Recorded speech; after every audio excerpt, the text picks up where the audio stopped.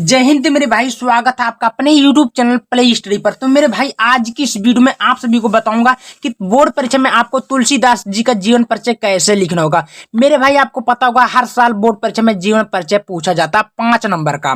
तो आज की इस वीडियो में आपको सबसे आसान तरीका बताऊंगा जीवन परिचय लिखने का, वो भी मात्र 2 मिनट में। अगर आप लोग को जीवन परिचय तुलसीदास का नहीं याद हो रहा कि कैसे लिखे, जीवन परिचय कैसे लिखे, साहित्यिक परिचय कैसे लिखे, रचना कैसे लिखे, तो टेंशन लेने की जरूरत नहीं है। बोर्ड परीक्षा में आपको कॉपी में कैसे जीवन परिचय लिखना होगा एकदम आसान तरीके से कि टीचर खुश होकर पूरा नंबर दें। मेरे भाई एकदम आसान तरीके से ये देखिए आपके सामने बोल रहा है तुलसीदास का जीवन परिचय। एक बार आपको ध्यान से दिखा देता हूं। बोल रहा है कि निम्नलिखित कवियों में किसी एक कवि का जीवन परिचय देते हुए उनकी प्रमुख रचनाओं का उल्लेख करें।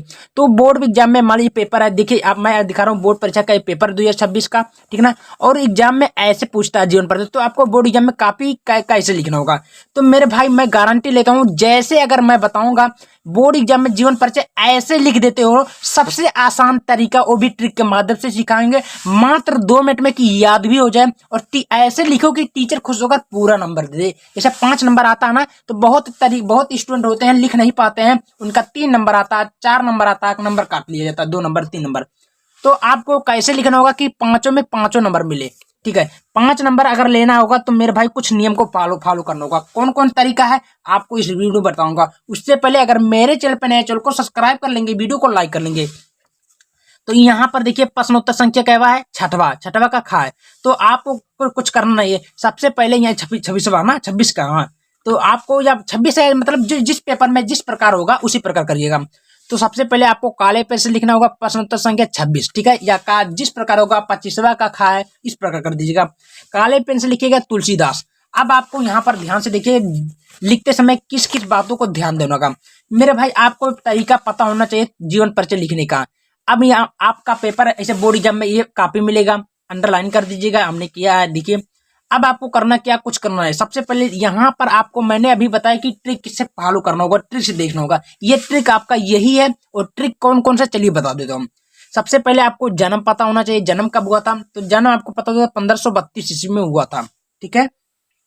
स्थान कहाँ हुआ था, बांदा में हुआ था। पिता का क्या नाम था, आत्माराम दुबे था। उनकी शिक्षा क्या थी, चित्रकूट में हुई थी। शिक्षा कहाँ हुई थी भाई, चित्रकूट में हुई थी। अब उनकी मृत्यु क्या थी, तो मृत्यु सन 1680 ईस्वी में हुआ था। और रचना क्या था, दोहावली था, गीतावली था, कवितावली था। क्लियर बा। ये आपको बोर्ड एग्जाम में मैं गारंटी लेता हूं मेरे भाई। तो ये मतलब किसी का भी जीवन परिचय लिखते समय ये 5 बातों को ध्यान में रखते हुए अगर जीवन परिचय लिख रहे हैं, साहित्यिक परिचय लिख रहे हैं, तो आपको 5 में 5 नंबर मिलेंगे। क्योंकि टीचर का एक ध्यानवा जो जाता है ना, इसी पे जाता है और कहीं नहीं जाता है। क्योंकि जब थोड़ा आप अलग से जब लिखे रहेंगे ना, तो समझ जाएगा लड़का होशियार है, ठीक है ना। तो इस बात को ध्यान में रखिएगा। अब आपको काले पेन से अब नीचे जो लिखा हम जीवन परिचय, इसमें थोड़ा सा भी मिस्टेक कर देते हो ना, तो कोई भी दिक्कत नहीं होगा। बस देखिए छोटा सा, देखने में छोटा सा ना, लेकिन इसमें पूरा का पूरा नंबर आपको अचीव कर लेंगे, मैं गारंटी लेता हूं। क्योंकि मैंने भी टापो बोर्ड में पेपर दिया, मैंने भी काफी इसी प्रकार लिखा था। मेरा अभी बता दूं आपको, मेरा 85 नंबर आया था वो कक्षा 10 में हिंदी में, ठीक ना। तो कैसे लिखा था, हमने लिखा था खुद, हमको पता होगा कि नंबर कहाँ कटा है कहाँ नहीं कटा है, ठीक ना। तो सबसे पहले आपको लिखना होगा जीवन परिचय, काले पेन से हेडिंग डालिएगा।